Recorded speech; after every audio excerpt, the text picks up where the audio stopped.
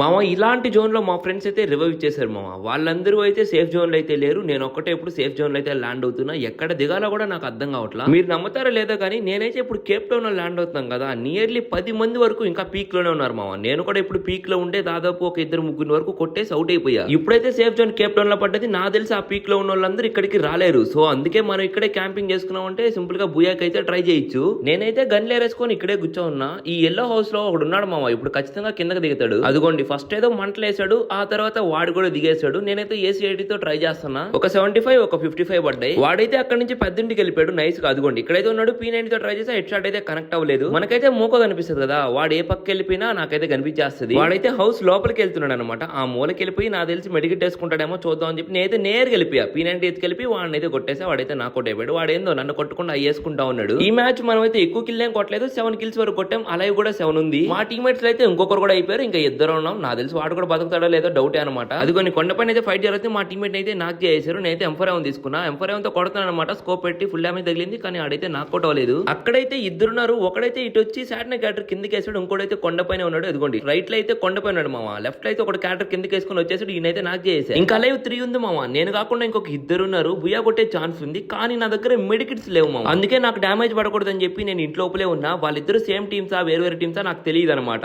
ఇంతలో ఒకడైతే కొండ మీద నుంచి కిందకు వస్తా ఉన్నాడు మామ. ఇక్కడ నేనైతే వాడికైతే డ్యామేజ్ కొట్టేసా. ఇక్కడ నేను ఒక తప్పు చేశాను మామ. ఏంటంటే వాడికి డ్యామేజ్ పడంగానే వెళ్ళి కొట్టేద్దాం అని చెప్పి వెళ్ళిపోయా. కొండపైన వాడున్న సంగతి మర్చిపోయా. ఈ ఒక్క మిస్టేక్ వల్ల నా బుయానే పోగొట్టుకోవాల్సి వచ్చింది. ఎందుకంటే నా దగ్గర మెడికిట్లే 50 హెల్త్ వచ్చేసింది. నేను ఇక్కడే ఉండుంటే సరిపోయింది. వాడైతే మళ్ళీ ఫ్లాష్ బ్యాంక్ వేసాడు. అటు పక్కన తిరుక్కొని ఇటు పక్కకు రాగానే ఇక్కడైతే ఒకటి రష్ వచ్చేసాడు. నేనైతే వెంటనే ఊకంగా వేసుకుని ఎంటన్ తీసుకొని కొట్టా. మళ్ళీ బై లక్ ఇంకో బుల్లెట్ కొట్టేసా. వాడైతే నాకు అయిపోయాడు. ఇప్పుడైతే నా దగ్గర హెల్త్ జస్ట్ 30 ఉంది మామ. అయితే ఊకంగా వేసుకున్నా. వాడికైతే ఒక బుల్లెట్ కొట్టా. ఇంకో బుల్లెట్ కొట్టే లోపలే వాడైతే నన్ను కొట్టేశాడు. నేను అవుట్ అయిపోయా. ఈ మ్యాచ్ లో నేను తెలుసుకునేది ఏంటంటే, మన దగ్గర మెడికిట్స్ లేనప్పుడు ఆపోజిట్ ప్లేయర్స్ కి ఫుల్ డ్యామేజ్ కొట్టినా సరే రష్ మాత్రం వెళ్ళకూడదు. ఈ ఒక్క మిస్టేక్ నేను చేయడం వల్ల బుయానే మిస్ అయిపోయింది. సో గైస్, ఈ వీడియో కనుక మీకు నచ్చినట్లయితే ఇప్పుడే ఈ షార్ట్ వీడియోకి లైక్ చేసి మన ఛానల్ ని సబ్స్క్రైబ్ చేసుకోండి.